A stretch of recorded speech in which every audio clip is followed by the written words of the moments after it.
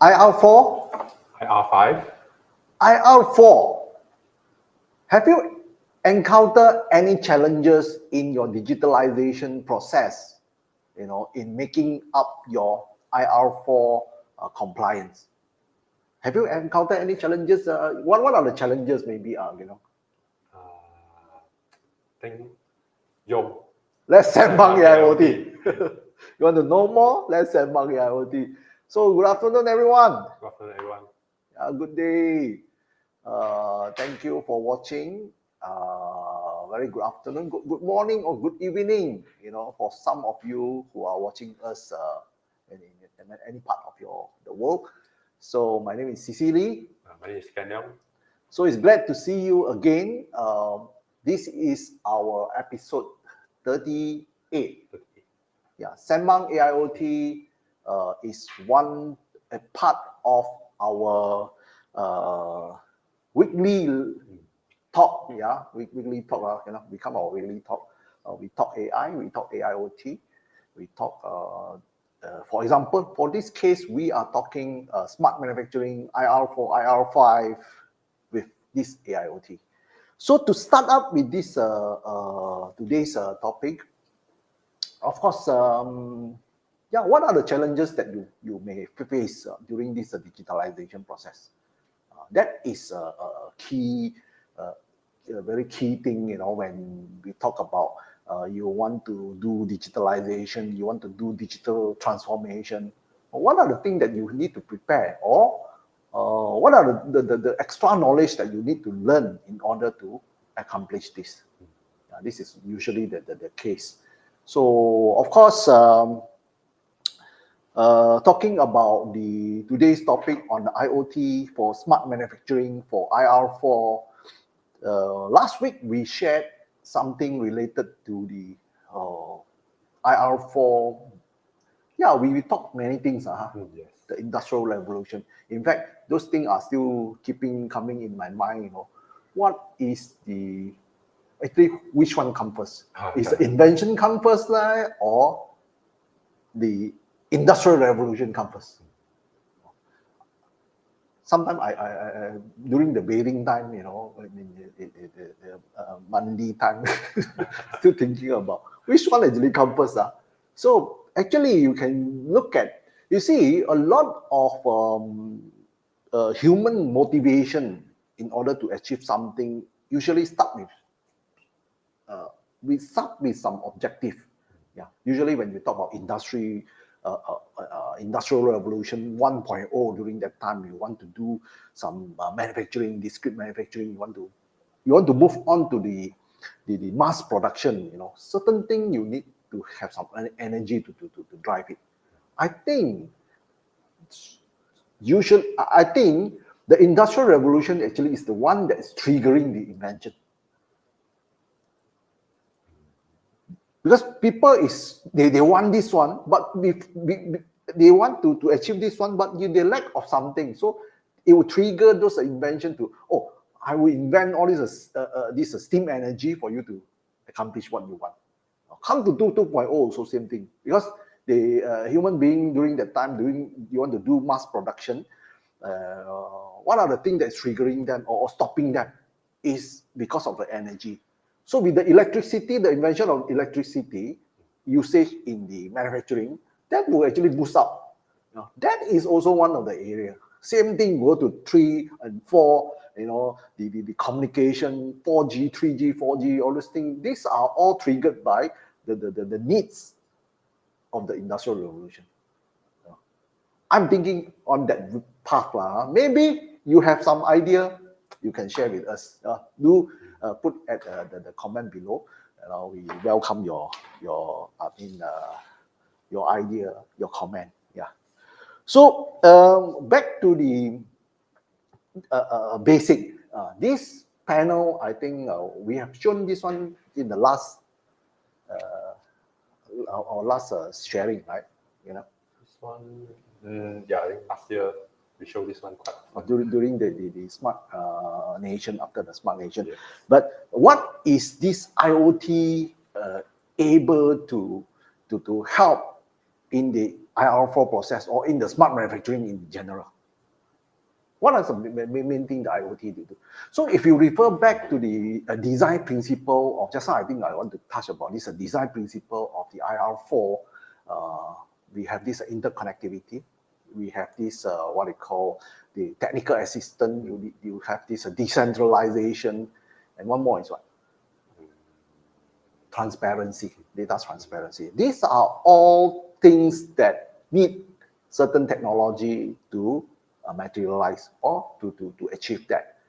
I think IoT is the best thing to help to comply or to facilitate all these design principles. So why I say that, let's come to the main thing about this IoT. IoT, as you know, in the name by itself is Internet of Things. Yeah. So when you talk about Internet of Things, it's largely related to the connectivity. Yeah. So in order to achieve a lot of this smart manufacturing process, you need a very good connectivity. Things can be, things have to happen very fast. When you need data transparency, you want to share things, and that is related to communication. That is related to communication. So IoT stand a very a key component, key component in the IR4 process. For example, when you talk about some of the data that you want to collect from this maybe we just go back to the stamping process. How many times the stamping is being done, or what kind of the energy usage on this process, and also what are the quality reject, pass, good or no good. Some of these things need some kind of connectivity, data connectivity to connect them, so that the operator or the supervisor or the manager is able to manage the whole thing. That is what I'm talking about. You are managing the productivity, you are managing the quality, and so on. So that's why today this set also, it means something here. Of course, you can see OEE tracking, all this thing. We will come back to that later. But before I continue, I just want to thank some of you who spend time watching this live. Of course, we know you actually spending some very precious time in watching some of our video here. That's why although our this name tagline we call Sembang AIoT, in fact, we are spending time, pulling some of our experience to share with you. For example, I myself have been involved in this integration, IoT stuff, SCADA, automation, all this one for the past 35 years. Kenya also has his own set of experience in this AI and so on. Yeah. So we would like to share more with you at this moment. So I hope if there's anything that is what we say is not correct, do give us a comment to improve us. Yeah. So talking about the key component of IoT, of course, it cannot run away from sensor. What are the sensors available, so far in the manufacturing? First thing that comes to my mind is the temperature sensor. Temperature sensor has got many. It can come from many process. Yeah. So, for example, the other day we were visiting. There's one pyrolysis process. They use the tire to make into a end product like oil and so on. Yeah. So temperature is a very key thing for them. In order to they have a what are the range they can differentiate which kind of end product that they're coming out. They're actually relying on the temperature, right? Yeah.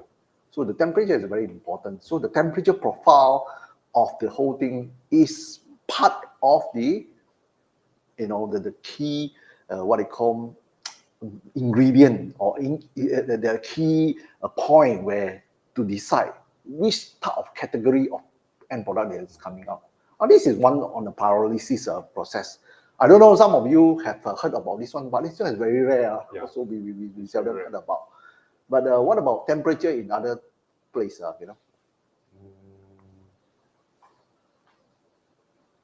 Temperature in another place. Just now we talked about the one is to measure the temperature inside the. Yes, inside the furnace or inside the what's burning chamber. Yeah. So another type of temperature is we measure the outside of the machine. Outside the machine, yeah. So. And then also have that one is for another one is for the liquid. Okay, liquid. It can be in the water tank. The water before you need to have a good temperature or exact temperature range in order to cure certain thing or in order to wash certain thing. These are all very important. This is part of the temperature. What other sensors? Okay. Talking about this temperature sensor, this is one of them. This is one of the thermocouple. It looks like an RTD sensor. Yeah, it's really an RTD sensor. Of course, thermocouple. We have covered some of the temperature or sensors characteristic or criteria. Not criteria. I mean the specification. How to do temperature measurement or things. This is one of them. The thermocouple. Thermocouple can measure quite a wide range of temperature reading. Yeah, this is a temperature. What about the other sensors? Next one, humidity sensor. Okay, humidity is for your environment or for some of the thing. What about this pressure? The pressure is the piezo. The use of piezoelectric sensor. Piezoelectric sensor, and then this pressure is also very important. When you talk about when the material need to be pressed at a certain level, or the combustion chamber, it has to have a certain pressure or certain in the confined compartment that they need to apply certain pressure in order to make to produce something. Yeah. So this is a temperature pressure is a very common. What about vibration? Vibration. Yeah. Vibration sensor. Yeah, I think that one is called vibration sensor, right? Yeah. Piezo also they have the two things. The piezo can measure the pressure, and also they can also use what they call vibration. The vibration, I think, they also consist the accelerometer inside. Yes. Inside the vibration sensor. So yeah, vibration later on we can share with you, some of the application in the vibration sensors.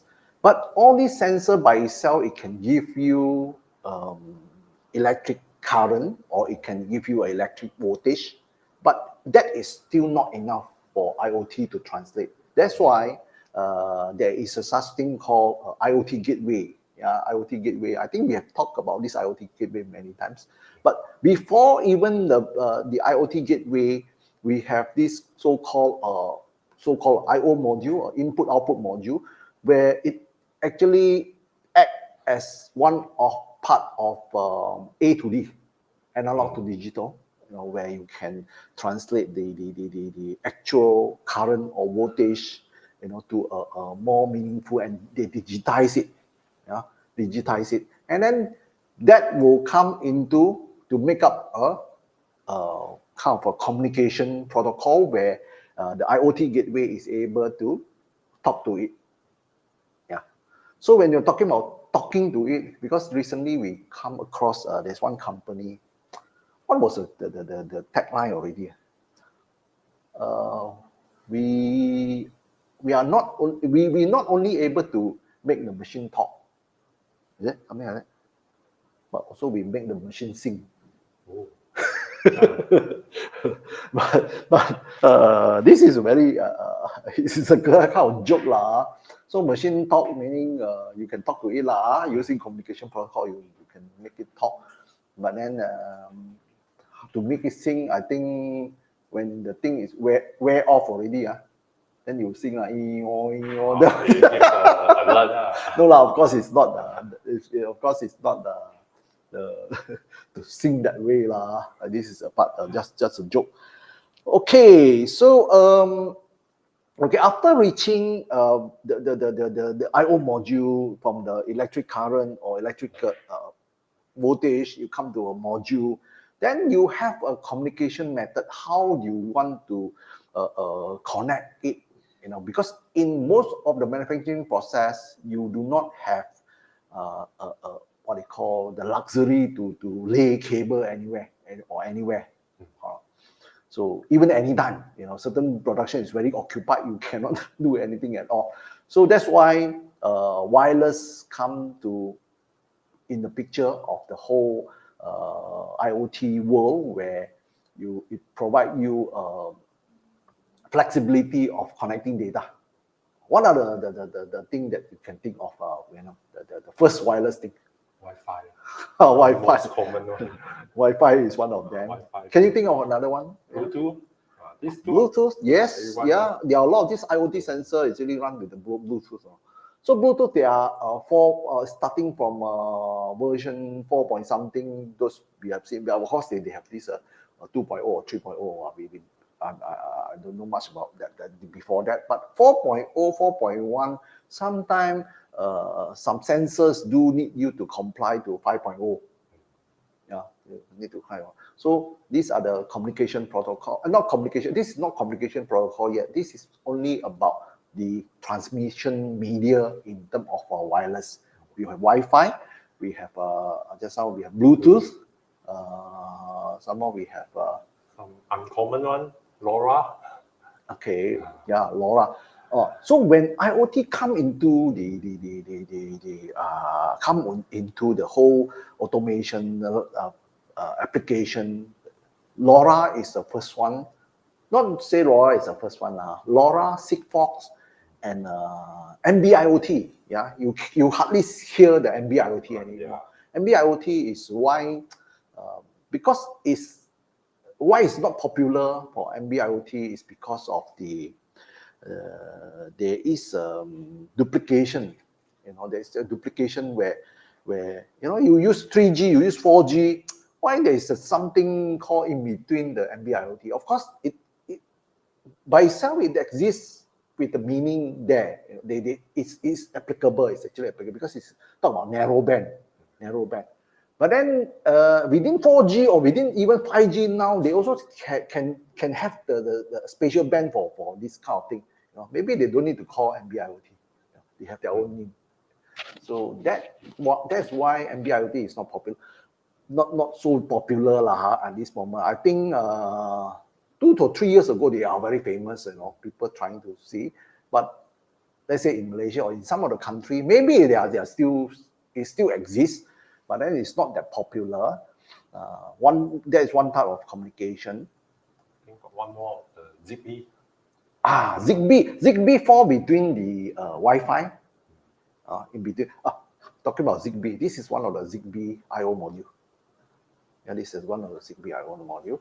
So Zigbee, what you can do is, for example, this Zigbee I/O module, it can handle direct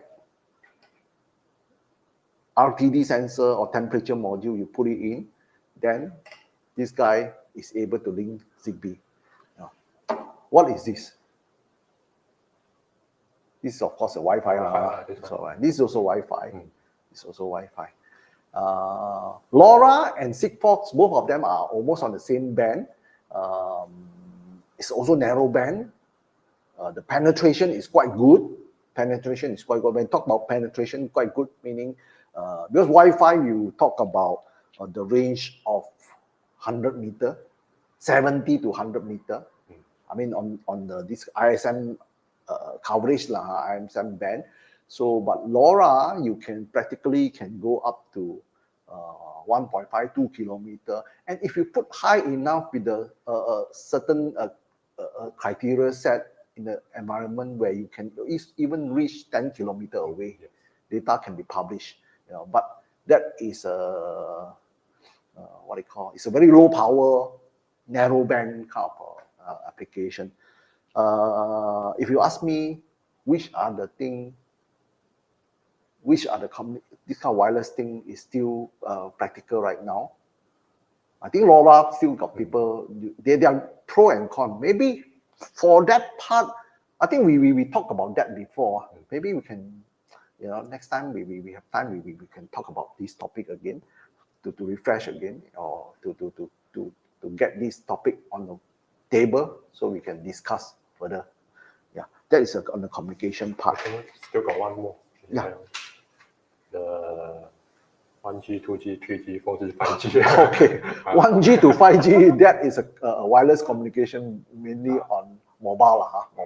Mobile is one. That one is very, very useful. In fact, just now NB-IoT is part of the mobile thing. Part of the mobile thing. So that is a good thing you point this one out. So of course, when you talk about the media, and you need to have a standardization. I think we also cover in the 6 or 7 topic. The other day I just flipped through. We talked about that before. The IoT protocol. Yeah, protocol. What are they? Usually what we use. Usually we use the MQTT. MQTT is one of the very commonly used MQTT. Why MQTT is very useful and also is kind of flexible, where it can bring nodes to nodes, because it's based on the subscribe and publish kind of protocol. So you will have a broker, a centralized broker. So maybe Ken Leong have some data you publish here, I also publish here, and then the third person can subscribe to both of our data. Yes. So it can go like that. ABC can. So you want to channel this data to anywhere, you just subscribe in. The broker is able to do that for you. So that actually is one of the breakthrough. In fact, in most of the IoT application, MQTT is very. Of course, there are many. MQTT is one of them. Core apps, heard about that. Really actually using that. Not many people using that. What other IoT protocol? Yeah. The RESTful API. Okay, web API has been there very long time, very useful. In fact, we talk about those things that we were working on, from AI to IoT. Usually we support this web API for you to extract data, for them to exchange data. What other protocol?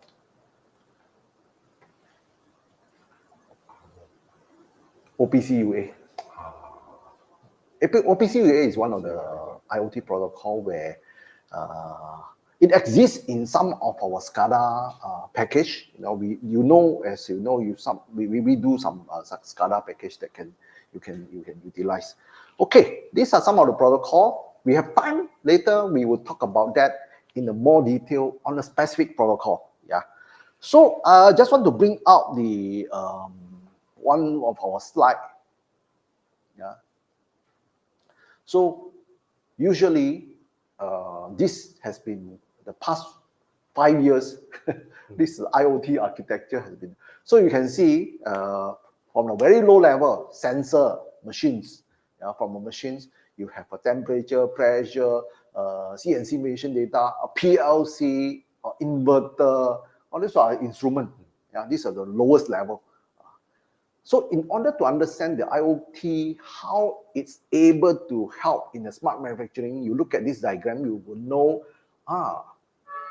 actually IoT play a very, very important role in connecting all this in a different layer. So some protocol just now we have mentioned, Modbus, just now we didn't touch about Modbus, LoRaWAN, OPC-UA, just now we have touched about OPC-UA, MQTT, and there are some of major PLC protocol, we can also lump it inside, because PLC by itself in a manufacturing, in automation, these things are all there.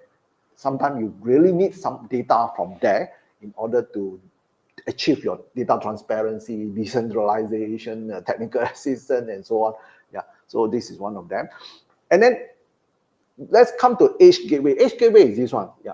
Later on, we are going to run through some of the description. Kelang is going to run through some of the describe, what system is doing, especially on the gateway side. This is the Edge Gateway.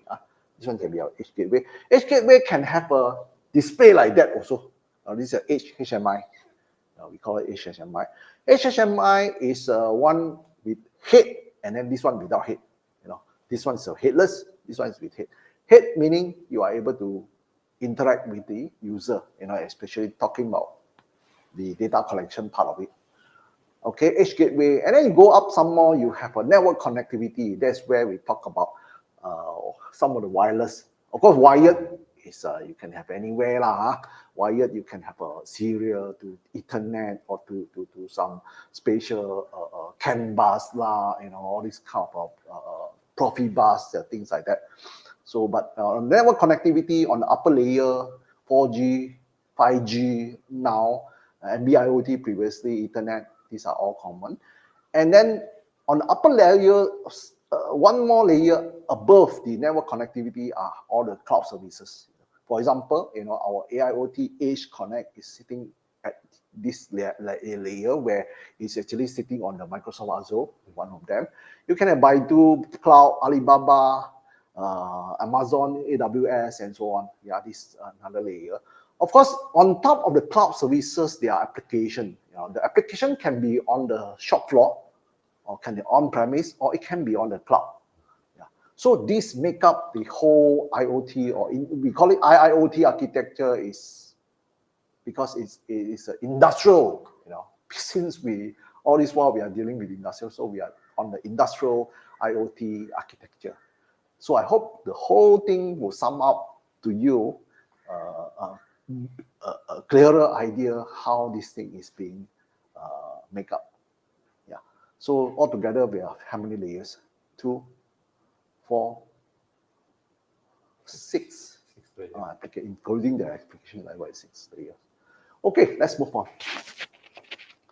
So let's come into the application here. Maybe Kenyon can explain. We have 2 parts.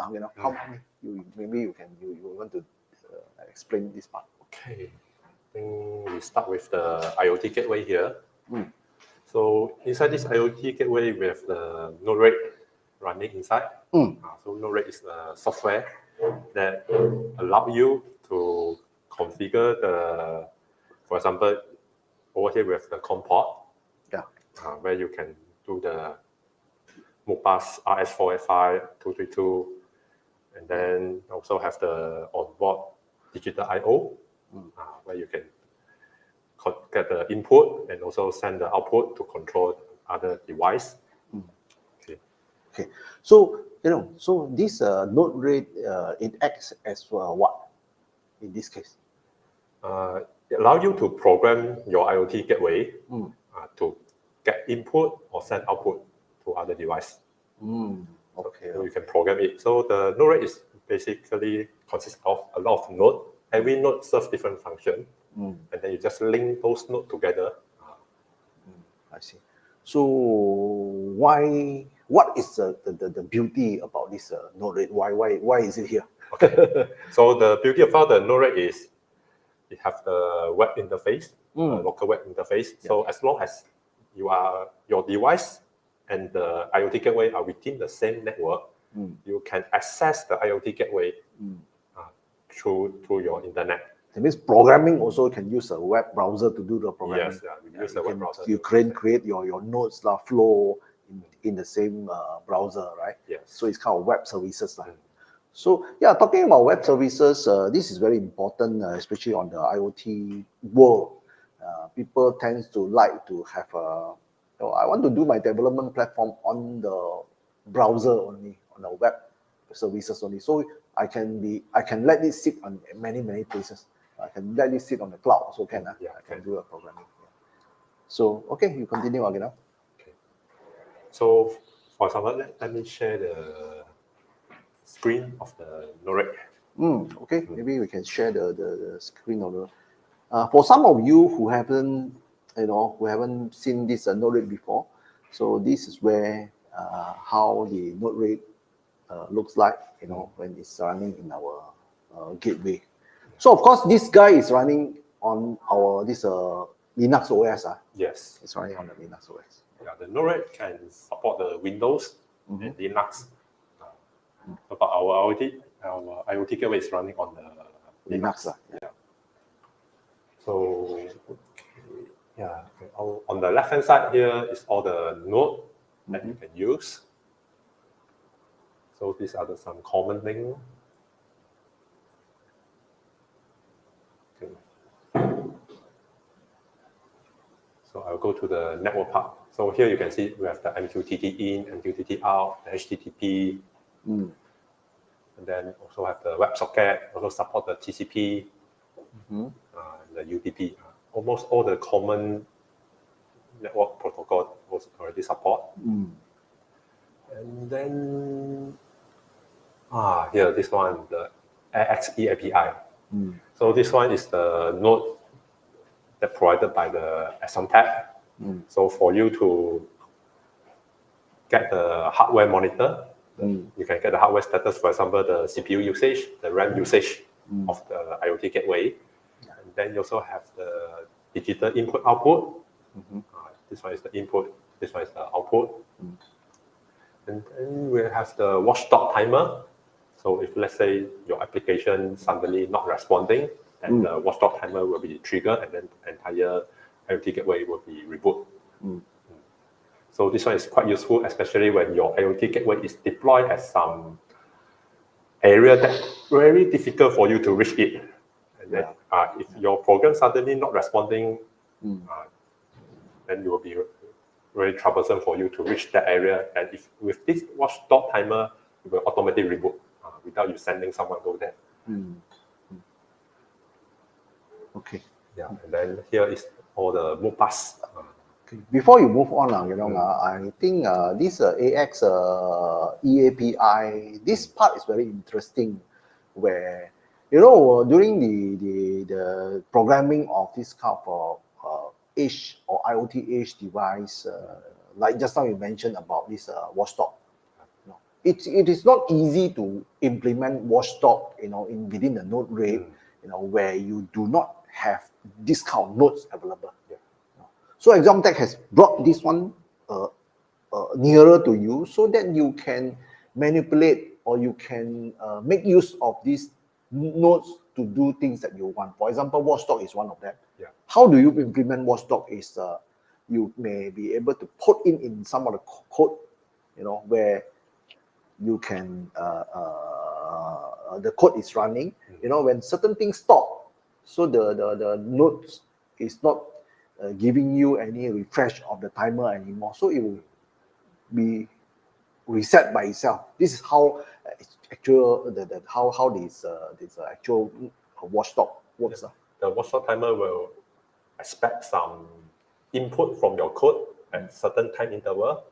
If timeout occur, then the watchdog timer will start the reboot process.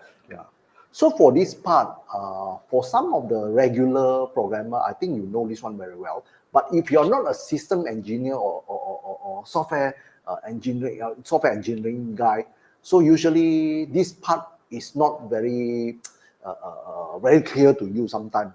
It's not very clear to you. But then because we deal with some low level thing that we know. So for this part also, we want to ask you guys, let's say you are watching this thing, do you think some of this the lower level thing that do you prefer us to make a kind of video to just show you how this thing is being done?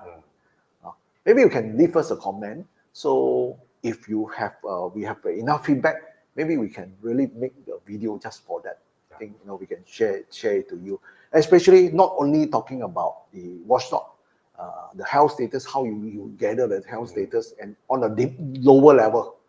If you need those things, please leave us a comment, then we are able to evaluate and see what we can do for you.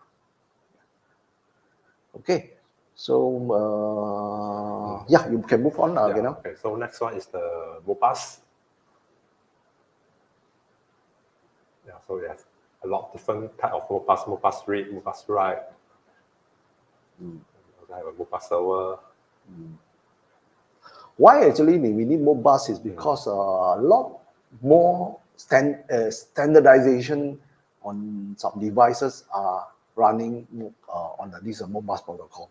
So with this one, practically things that you or any instrument or PLC or sensors that talk Modbus, you can interface to it, and then you can use the edge to program it and so on. The programming of a node rate it's by nodes. Yeah, You're it's by pulling it together, joining them.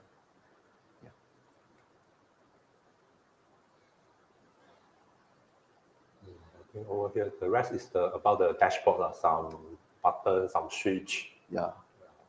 some interactive gadget for you to use. So over here is how we design a node. So, for example, this one is we have a input. The input is a timestamp, so it's going through to our digital input. So in this case, we have the 4 input and 4 output. The IoT gateway support 4 input and 4 output. So the input pin is from pin 4 until pin 7, while the output pin is pin 0 until pin 3. Oh, okay. So this is how we link the node together.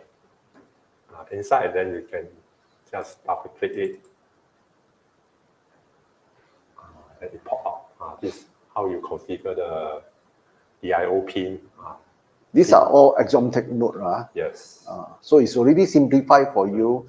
You want to trigger any I/O, onboard I/O, you can use this this node within the node rate to do whatever thing you want. Yes. So it's very straightforward. Okay, and then another one is that one is input pin. So now I show you the output. Yeah, so for output, also the same. So you just set the pin number over here. And then, for the output pin to work, you need to give some payload. So in this case, we just inject a payload. It's either true or false to trigger the output to high or low. Is it connected now? Yes. Now Maybe it's you can trigger and see whether you can. Okay, now this one true is nothing will happen. So if I set it to false, I think the buzzer will make some sound.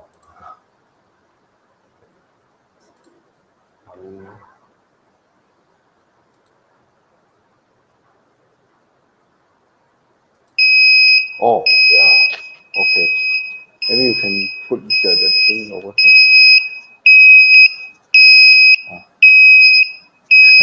Okay. This is a simple thing of making a trigger of output from the node rate. Yeah, from the node. Okay. Okay, I will set it back to.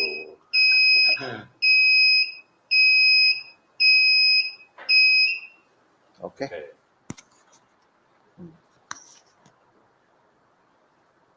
So this is a very simple demo using node rate in the IoT gateway. Okay. So let's move on to the other part. For example, in this case, we have this gateway linking to the. This is called an OEE tracker or OEE tracking device or OEE tracking module. What it give you is in this module is able to give you the downtime. It's tracking your downtime. Downtime will give you availability. It's also tracking the performance with the cycle time. That if let's say you hook onto a machine, you can track that, and then plus it's actually able to track those indicator or tower light. We link into a tower light. For example, in your production floor, you want to track your efficiency of your machines. You can link to that. Then you can fit into the gateway. You are able to give you that set of OEE data. Yeah. So to expand more, you can also use that thing to expand further from there. Maybe Kenneth want to show something to them. Yeah. Okay. Yeah. Go ahead. We should share the screen. Yes, another screen. Okay, so this is the web interface of this satellite monitoring module. So here you can see the satellite status, and then it also has a digital output where you can, if you click on it, inside there's a relay.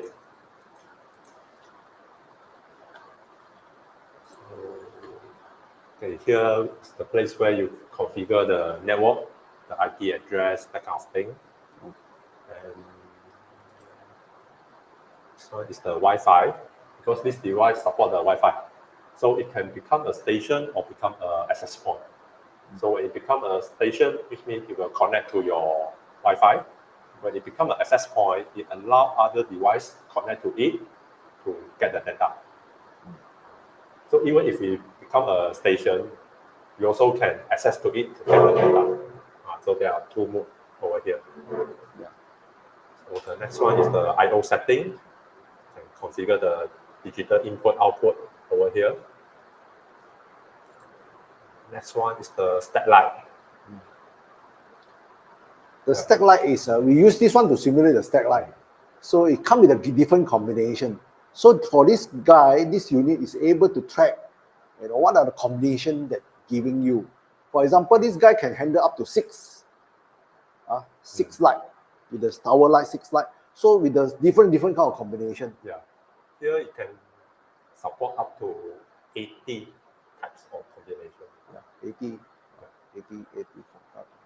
So each combination will give you a different, what they call meaning in terms of time.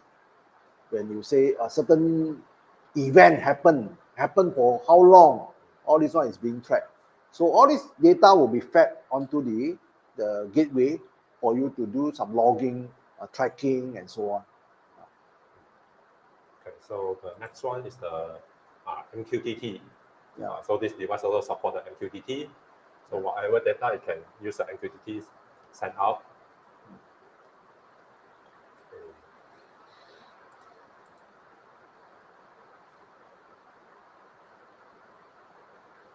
Okay, so this one is just a filter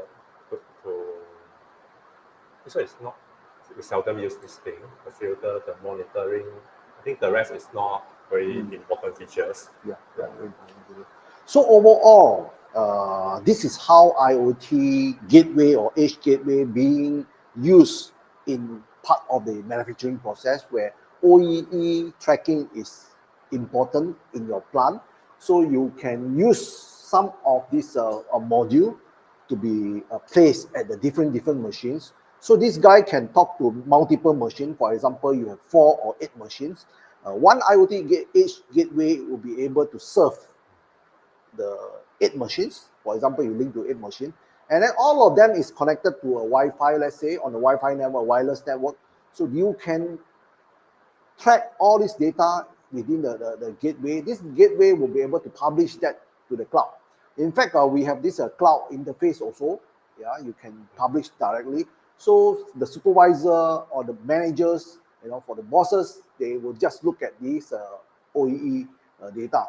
So sometimes when the OEE data is a little bit out, so they will get alert, and then they will start trying to do some management thing at the production floor.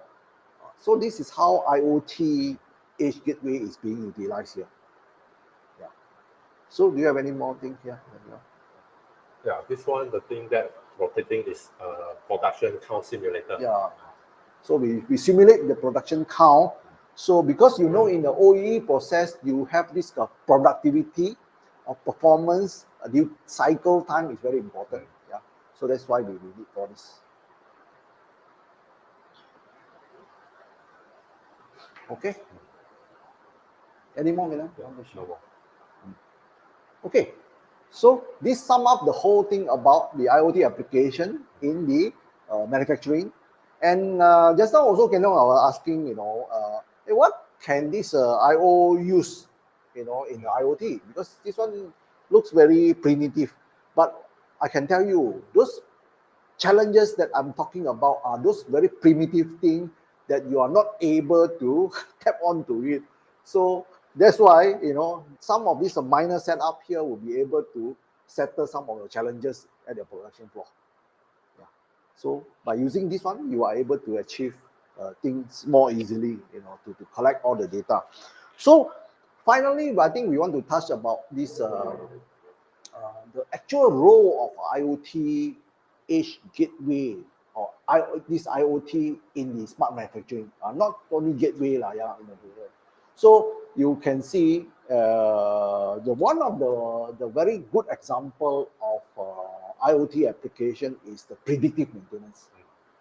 Predictive maintenance. So in the predictive maintenance, of course, you need data to do some prediction. Yes. Later on, you need to use AI, machine learning, ML, and so on to do this predictive maintenance. What do you need? You need sensor data. If you do not have a good infra like what we have just shared, for example, the wireless, the connectivity, the protocol, you are practically, in the dark. You don't know how to do it, because in order to capture data, it is so difficult. So don't talk about the machine learning or AI anymore. You are totally stuck. So for this IoT, it play a very important role, in fact, in this kind of predictive maintenance. For example, predictive maintenance for, let's say, a rotating pump or rotating motor. Yeah, because mechanically rotating motor will somehow wear off. They have a lifetime. And then they have a certain criteria to tell whether or not this motor is going to be fit, to operate some more. So that's why collecting data is very important. For example, for this rotating motor, we have this vibration sensor. We are not showing here. I think we have we down there. We have a demo also. Vibration sensor feeding to the IoT gateway. Vibrating sensor, a temperature sensor. Yeah, temperature sensors. Based on these few criteria, you are able to tell, from a data analytic with the machine learning. We fit in the right AI model. You are able to tell, oh, this motor is going to last for you for 1 month. So please do, please do your maintenance now. Yeah. Otherwise, you will end up with what? Machine down. Order parts will take 2 months, so your production has to stop for 2 months. This is where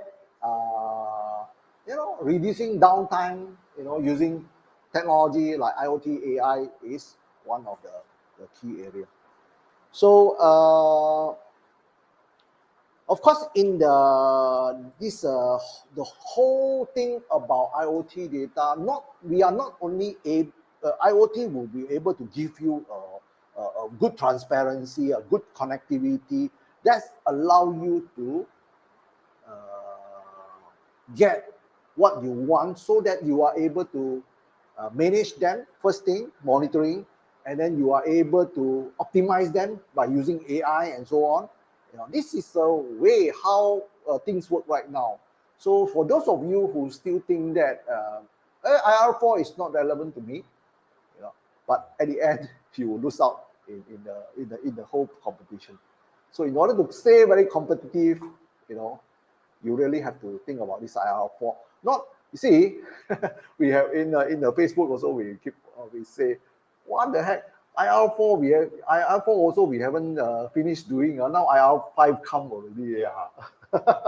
So that is that's a reality in the digitalization era. So we have to face it. So of course, so again, I would like to thank all of you for watching this live session again today. Me, Cecily, and Gelong, we are signing off from here. But very important thing is, I think, please do drop us a comment. We want to hear from you actually. What are the main topic, or what are the challenges that you are facing? Probably we can, we can have another session to address that. So with that, we want to end up with this Sembang bukan seberang Sembang. Kita Sembang technology. Kita Sembang AIoT. Okay, we'll see you in the next session. Bye-bye. Thank you for watching. Bye-bye.